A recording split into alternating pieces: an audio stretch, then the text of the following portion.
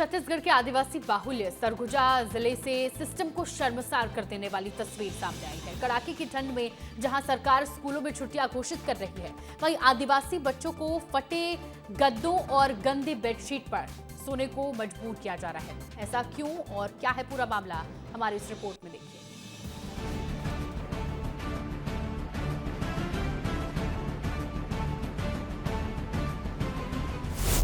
फटे गद्दे, गंदी बेडशीट, आदिवासी बच्चों की अनदेखी पीड़ा, 50 करोड़ खर्च, फिर भी बदहाली क्यों?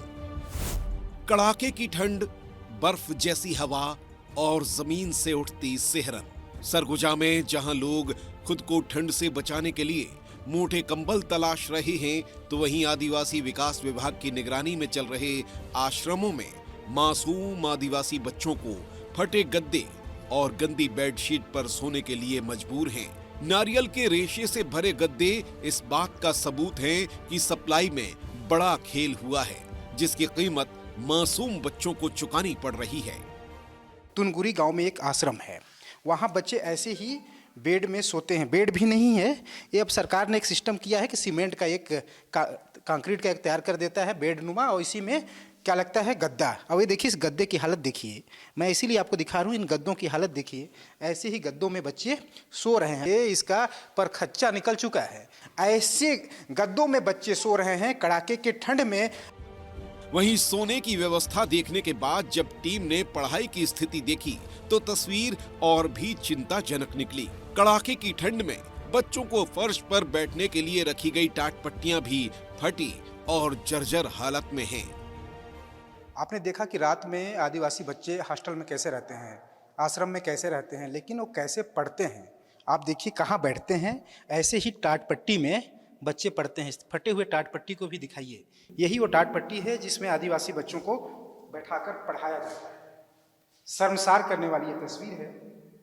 जब ऐसा फर्श हो और ऐसे फर्श में जब ऐसे टाट पट्टी बिछाए जाएं, ऐसे टाट पट्टी जब बिछाए जाएं तो सवाल तो उठेगा ही। यही वजह है कि शीतकालीन अवकाश के 3 दिन बीत जाने के बाद भी बच्चे आश्रम वापस नहीं लौटे। जब विस्तार न्यूज की टीम आश्रम पहुंची तो एक भी बच्चा मौजूद नहीं था। आश्रम प्रबंधन इसकी वजह ठंड और संसाधनों की कमी बता रहा है। तो जो पुराना था अभी नया नहीं उपलब्ध नहीं हुआ है, नया नया शिफ्ट हुआ है बिल्डिंग। उसके बाद जो पुराना गद्दा था उतना ही है, और जो 10-15 आए थे गद्दा वो लगा हुआ है नया, बाकी थोड़ा कुछ फटा हुआ है गद्दा। इसके लिए सूचना दिया गया है कार्यालय में कि गद्दा की मांग किया गया है। इधर आदिवासी विकास विभाग के सहायक आयुक्त को जब इस मामले की जानकारी दी गई तो उन्होंने भी हैरानी जताई और तत्काल सुधार का भरोसा दिलाया। हमने मंडल संयोजक को बताया है और अभी पिछले दिनों मंडल संयोजकों की बैठक भी ली है।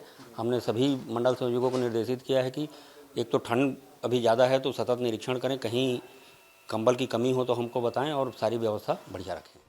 अब देखना होगा कि आश्वासन जमीन पर उतरता है या ये मामला भी फाइलों में दब कर रह जाता है। विस्तार न्यूज के लिए अंबिकापुर से दिलीप जायसवाल की रिपोर्ट।